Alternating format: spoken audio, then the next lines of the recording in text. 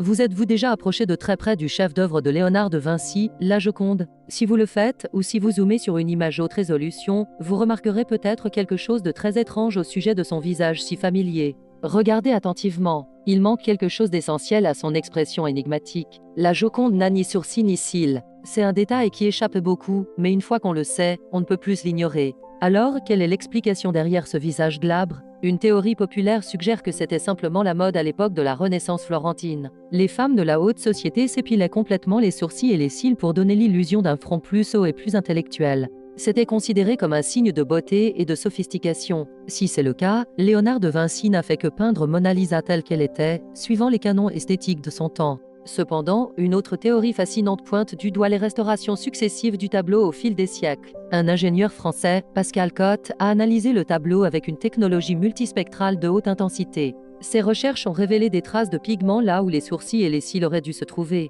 Il suggère que les sourcils et les cils de Mona Lisa ont été peints à l'origine par de Vinci, mais qu'ils se sont effacés avec le temps.